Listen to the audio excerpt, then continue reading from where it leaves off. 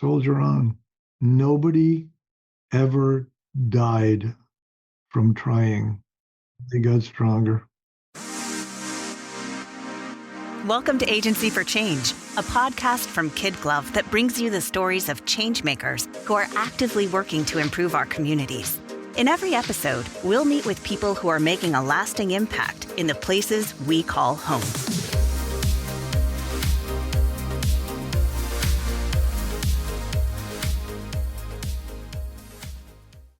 Hey, everyone. Welcome back to the Agency for Change podcast. This is Lynn Weinman, President and CEO of KidGlov. Today, we are talking with Howard Pearl, CEO of Charitable Adult Rides and Services, otherwise known as CARS. He brings over 30 years of C-suite experience and is an alumnus of the Harvard Business School OPM program.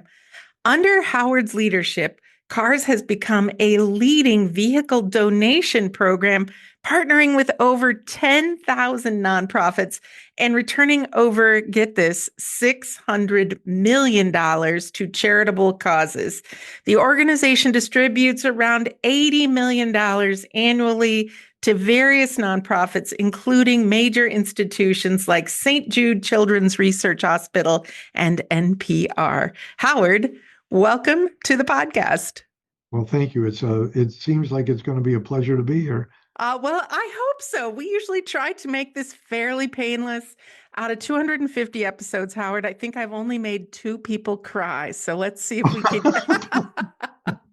Well, you give it your best shot, but I want to congratulate you. 250 podcasts consecutively. That's a pretty good record. Thank you for that. I have to tell you, it's something I love because it's given me the opportunity to meet people from across the country, actually across the world, like you, Howard.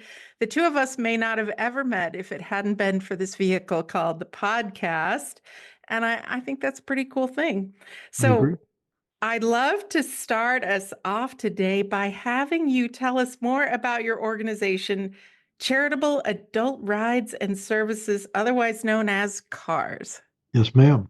Thank you for the opportunity. CARS is probably the largest vehicle and real estate donation program in America that you have never heard of. Yeah. We're not the guys with the obnoxious jingle. No Thank you. Yeah. What we are is an organization that provides mechanisms to nonprofits for atypical fundraising mechanisms. For example, we have just over 10,000 nonprofits under contract. Wow. And include everybody from Red Cross, St. Jude, St. Vincent de Paul, Shriners, almost every NPR and PBS station across the country, and so on. If you hear somebody asking for a car donation, there's about a 98% chance that it's ours. Wow. We do about somewhere, depending on the year, somewhere between 70 and 155,000 vehicles, millions of dollars in real estate, and several other programs that we run, consulting programs to help other mid-size and even some of the large nonprofits do better. Yeah. And of course, this is a period when that category of help is really in demand.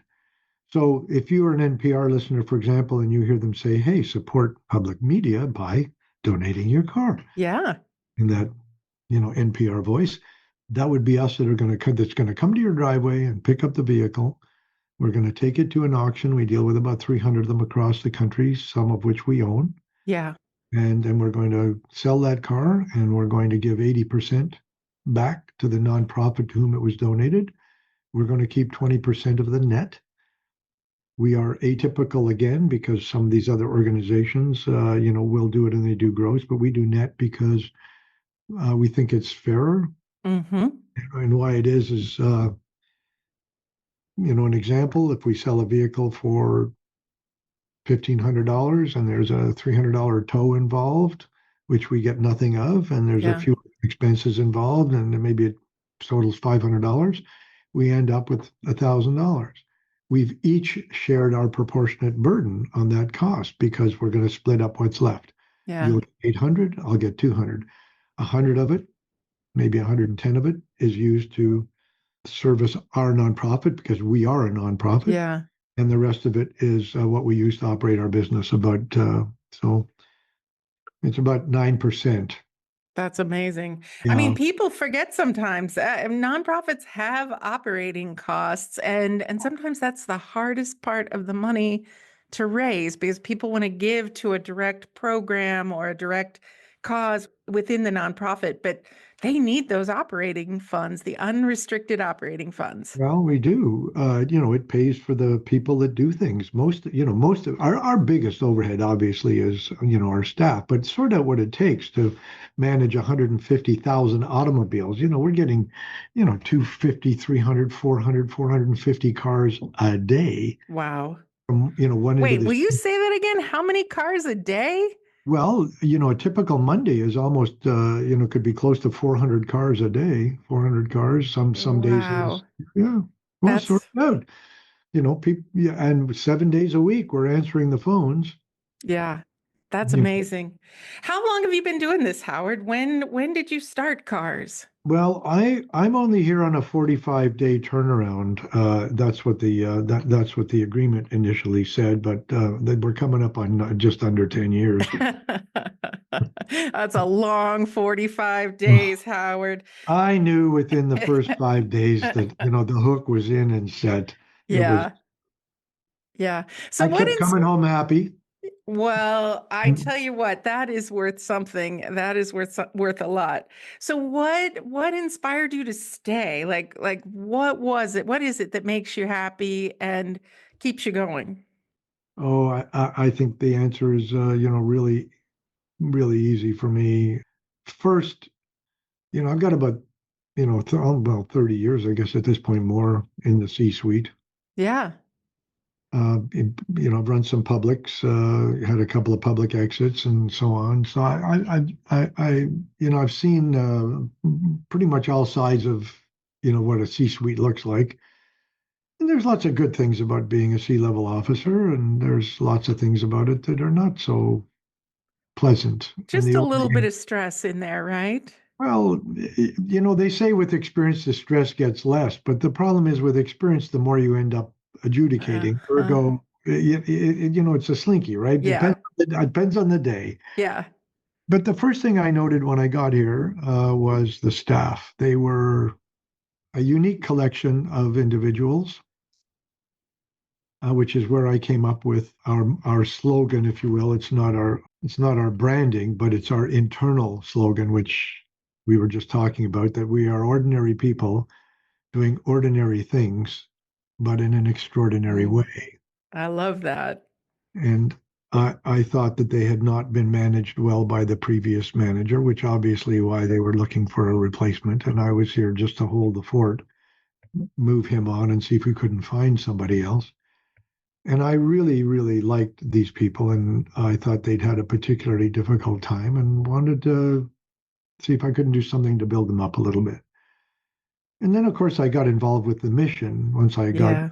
the real challenges, but starting to understand what the mission was. And honestly, the business since its inception has returned $600 million, over a $500 million Wow. to the nonprofit community across this country. About $500 million of that during my tenure. When I got here, we only were doing NPR and PBS stations. We now do, thousands and thousands of other nonprofits. So we've become this large institutional kind of mammoth thing, Yeah. and we're having an impact on this country. And I like the variety of missions that we serve. If you're a 501c3 of any kind or caliber, we don't judge, we don't ask. If you're legal, our job is to give you an opportunity to use one of the mechanisms and That's do. amazing. And that's one of the things about this country you have to admire. We get to Absolutely. choose what we want to do with our time and what we want to give to and how we want to give to it. And sorry, just one other thing I'll add is people think, oh my God, giving cars, giving junk cars. In the last 3 weeks alone, we've had at least a half a dozen vehicles that were sold for over 10,000, $10,000, and some over 20. Yeah. People don't just give junk. And the interesting thing is the people that give us the the lesser value cars. I can get $1,800 to $2,000 out of something you'd never get $600 for, and put your life in jeopardy meeting a stranger. Yeah. And and I get it from a person that would never write a check for $1,800. Mm-hmm. That's So amazing. the value of their gift is also. Sorry, I digressed. You had a question, and I. Oh, well, Howard, I just get this sense, and I could listen to you talk about this all day, but I get this sense that you bring an entrepreneurial spirit, a C-suite spirit to this work. And I'm really curious, did you have to adjust your leadership style at all? Moving, he laughs. He laughs. You all can't see him. He laughs and he's about to have a heart attack. You're okay, right? I haven't had anyone have a heart attack yet. Yeah, not close to that yet. But Okay. All yeah. right. Any adjustments? Is it the same kind of same game, same style as what you had previously? Well, yes and no. Pe- Yeah. People are people, for the most part. I think the most interesting adjustment is having to manage a business where you no longer have to consider tax Yeah. as any part of your structure or any part of your strategic thinking. Listen, you live in Nebraska. Yeah. On occasion, you have a cold winter day. Oh, more than we'd like to admit. Yes. So when you walk outside in the winter, the first thing you do is, oh, right? You hunch Right. You as you you walk. pull that coat and that scarf a little bit tighter. You got it. Yeah. So, and then in the summer, you just walk out the door. But the first couple of warm days of summer, you walk out and you still go like this until you realize it's nice and warm. It's spring. You don't feel that anymore. Yeah. So I would say I had the same sort of physical reaction to not having to deal with the tax implication. Mm, Everything I had, I kept going back, yes, but it doesn't make sense until I finally adjusted to that. But in terms of the people, I think people who work in nonprofit tend to be a little kinder, yeah.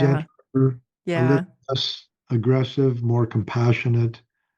Um, they've got their focus on the objective as opposed to, what's the return? And they're Yeah. both important. I mean, this is something I fight all the time, working with nonprofit leaders that don't understand the importance and the value of running your business like a business. It is a business. Right. You still Your have to make job. payroll. You have to pay your bills. You have to, sometimes your employees in a nonprofit will accept a lower salary for a little while, but you'll lose them if you don't take care of them, just like any other business. Well, and there's also the attraction. A lot of people don't, know this, but if you come out of college and go to work for a nonprofit and you've got all this student loan debt, if you work for a nonprofit for 10 years, your student loan is paid, wiped Mm. off.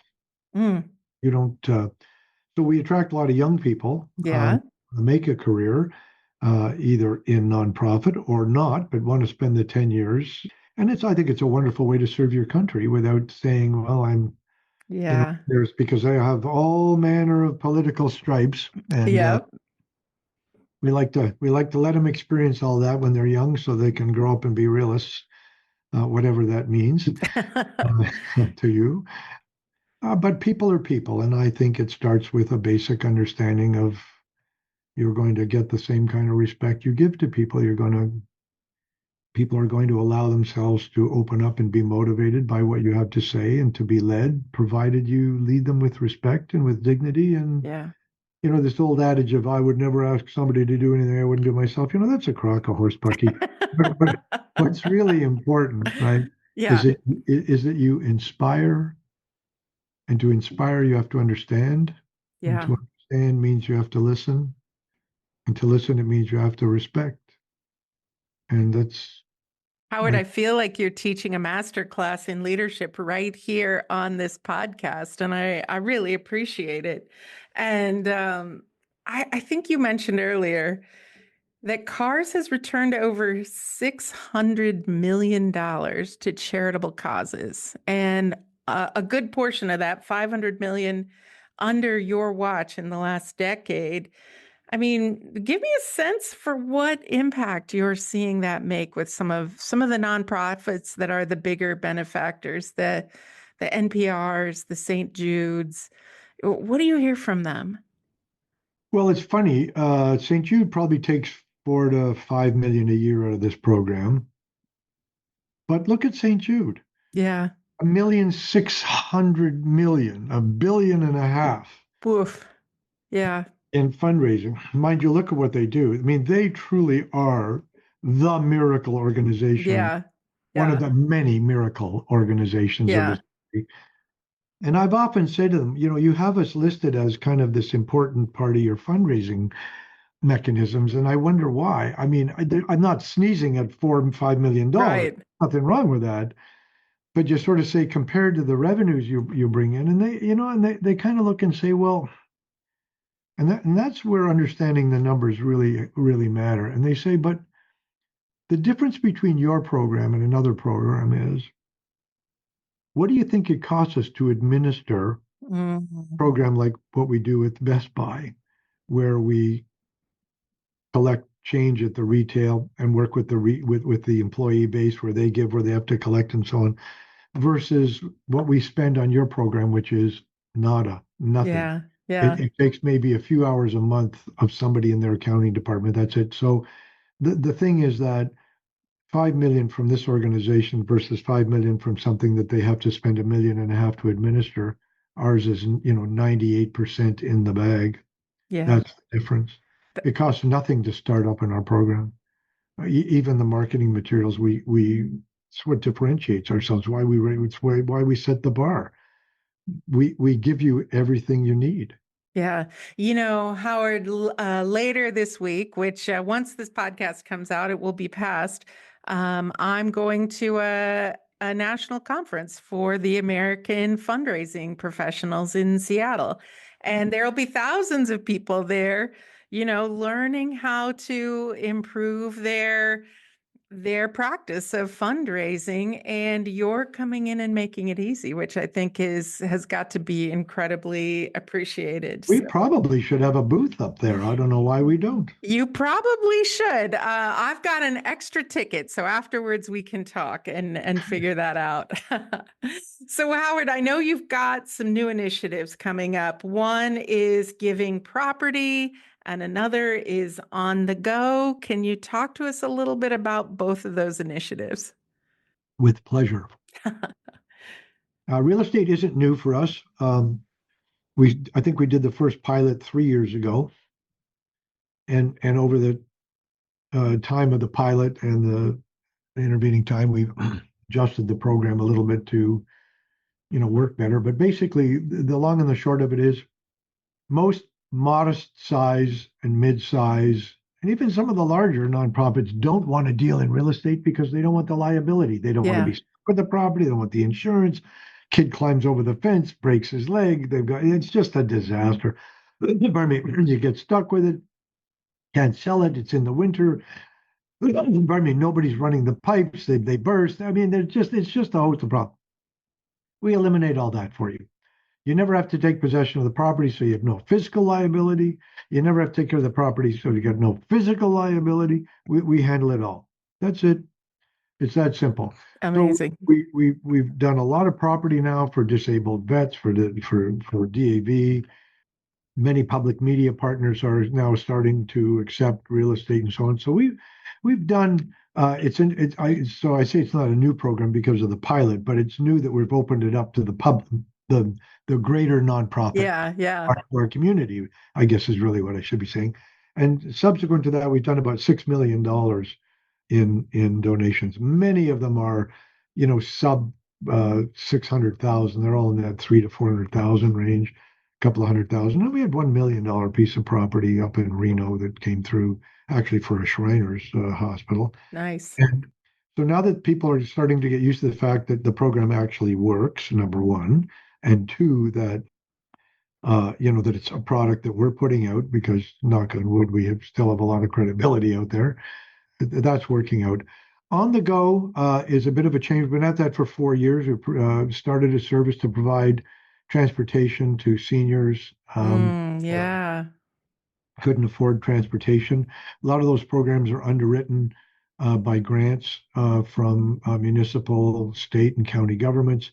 However, with the federal government cutting a lot of the grant money to these states, some of those, are now in a bit of a bind. Yeah. So we're moving the model from us having this high touch call center, which is the expensive part, and we're moving to just a SaaS model. So you can still have the product for your constituents, but you're going to have to use your existing staff to do the distribution to do the call.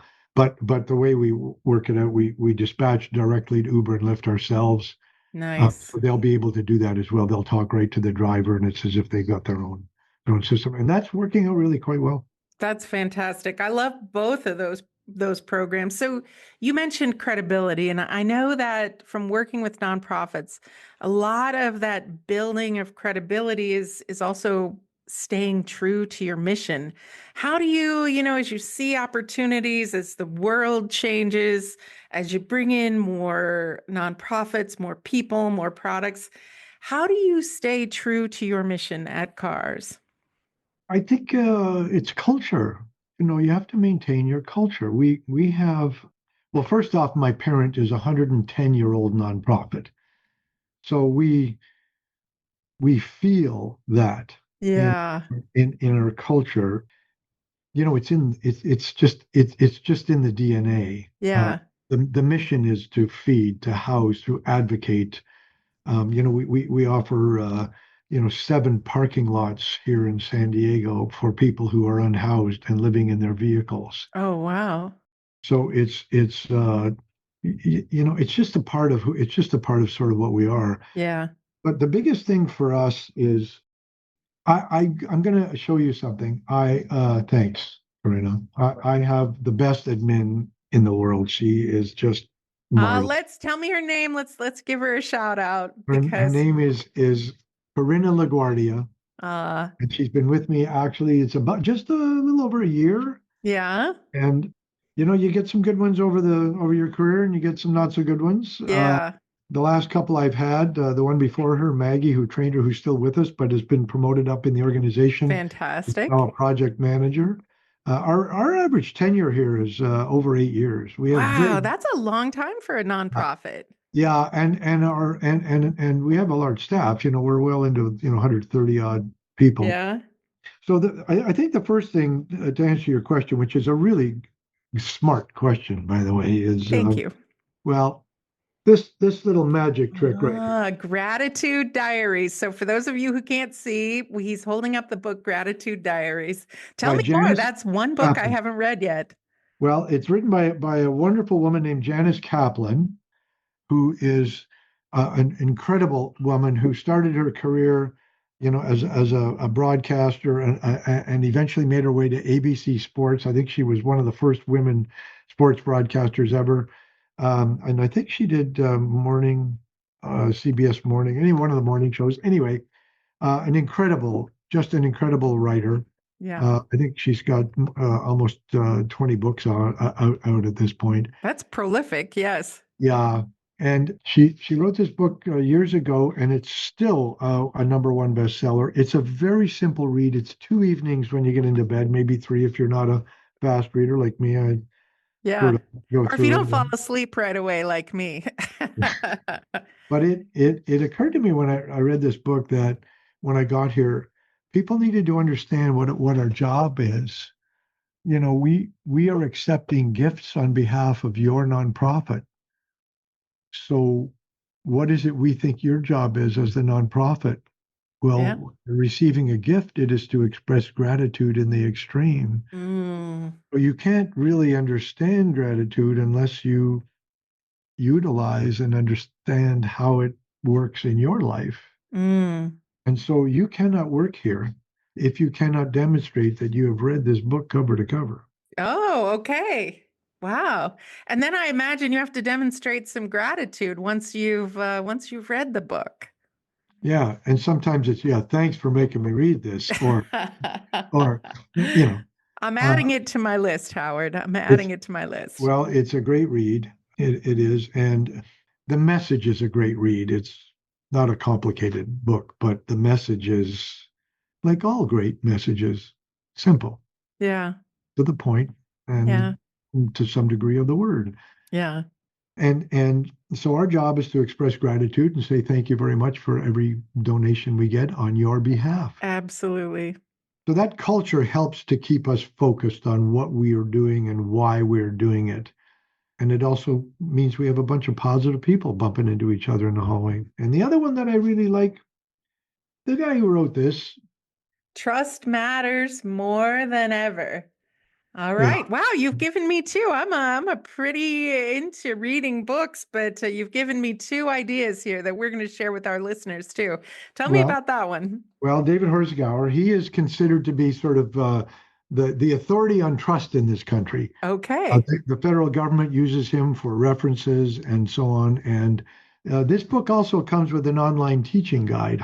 And Oh, nice. so I send these out sometimes to the executive directors or CEOs or presidents of the nonprofits we work with when they're struggling a bit and kind of have to remember why and how to get back to basics. We all get lost along the way. Oh, yeah. There are a couple of books that have brought me back, and I know people prefer to listen to books these days and read them, but I don't care. I send them the hard copy, and sometimes I'll buy them I'll buy them the subscription off of to Audible or something Audible like that. to Howard, listen I to have them. to admit, my favorite books, I have both. I have both the print copy, that's where I Yeah, underline and take notes, and then the Audible so I can listen. So I feel like you've answered my next question, but I want to ask it anyway because I don't want to leave anything on the table here. What advice would you give to nonprofit leaders looking to expand and diversify their fundraising efforts? We're going to start with gratitude and trust and those two great books, but what else? courage and curiosity. Courage and curiosity, two of my favorites. Say more. Well, pardon me. You've got to be curious. Yeah, Go out there and see what works. yeah. Why don't you have a social enterprise? What am I? What is Cars? Cars is a social enterprise. What does that mean? Cars is a business, and believe me, we are not in the same building as our parent. Why? They are a social service agency. Mm-hmm. On the streets, literally doing what they're doing. They are their own nonprofit. Yeah. We are our own 501c3. We have our own board, but they are the sole beneficiary of our surplus. Well, what does that really mean? It means that they operate a business that is committed to raising capital to support their mission. Mm-hmm. People don't realize that, as a nonprofit, small or large, you can run a for-profit business. The for-profit business pays the taxes. You take the benefits of that. I mean, how many people in this country do you think realize that Shriners, if you've ever eaten a head of lettuce in this country or you've ever had a mushroom, chances are you've made a contribution to Shriners. Mm. They were in the largest lettuce farms in the country. I didn't even know that. Wow. Can you imagine that the guy who owns Rolex watches is probably one of the wealthiest guy in the world, right? Right. You know that it's owned by a nonprofit, and 90% of the money that goes into that organization goes to the nonprofit. I He had takes no 10%, idea. that's his living, that's his money, that's his wealth. But the other 90%, he grew up in the foster system, and 90% of the profitability in that company goes back into the. I mean, Wow. there's all kinds of social enterprises across the globe that people don't even realize. So, one, Right. be curious, go out there and find something that you think you can do. You know, print custom stationery, Yeah. run a fresh market, Yeah. run a thrift shop. We've become a big business, but it didn't start that way. Started taking in a couple of cars and people sold them, and it grew to the point where we're well into the multiples of seven figures a year, Yeah. maybe eight. Uh, so it's you know it's something you should think about doing. When you're looking around, it's not just always about asking people. Sometimes you just have to get out there and do it. I mean, even the Girl Guides, right? Mm-hmm. That's a business. Yeah. Howard, I have this belief that anything worth doing is worth starting ugly, right? And I never advocate for being sloppy or, damaging your brand in any way, but that I think that's courage, right? Like, but it's being willing to put yourself out there, give it a try and see what happens. Well, that's where the faith comes in, and that's where the courage comes in, and that's where the gratitude comes in. And you have to recognize that, the universe is a funny place, right? I mean, people talk about, oh, that was what a random event that was. Random schmandom, man. That was just the universe's way of saying we made an appointment for you 35 years ago. And the route to get you there was a little circuitous, but we saw all this coming together. I Yeah, love that. That's yeah. the first time anyone's ever said random schmandom on the Agency for Change podcast, but I love it. I love it so much. So, Howard, I know we have a lot of very generous listeners. I know we have a lot of nonprofit leaders that listen to this show. For people who'd like to learn more, how can they find out more about CARS? CAREASY.org, careasy.org. I love it. We're going to have that in the show notes too. For those of you, if you're driving and you didn't get that written down, we'll get it in the show notes on the KidGlov website. Howard, I feel like you've given us so many golden sayings like random schmandom already on this podcast. I can see the headline now. Random schmandom. Now we've said it 3 or 4 times. Our listeners know that I am inspired by motivational quotes, and you are a motivational person. I'm really curious. Could you give us a Howard Pearl original quote for our listeners? Well, another one. Yeah. Oh my gosh, that's going to be like two. Because you did already give us one, which was I wrote down ordinary people doing ordinary things in an extraordinary way. Did I get that close? You got that 100% All correct. right. That's All a right. great one. Yeah. I think I have a lot of them. I had a feeling Let's you keep would. it consistent with what we've talked about. Okay.